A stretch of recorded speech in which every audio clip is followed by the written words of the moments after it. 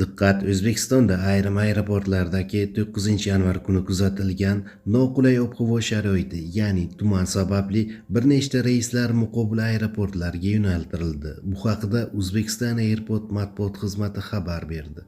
Quyida ekraningizda qaysi reyslar qayoqqa yo'naltirilganini ko'rishingiz mumkin. Marhamat.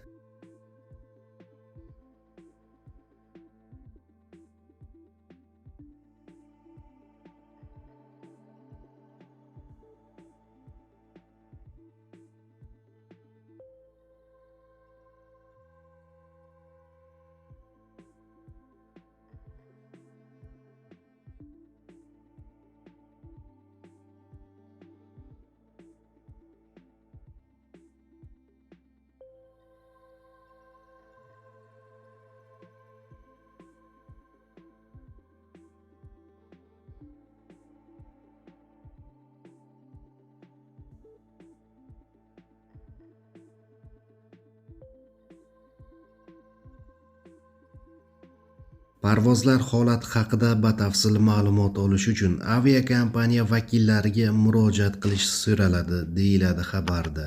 Siz bugun o'z kanalda edingiz, kanalimizga obuna bo'lishni unutmang.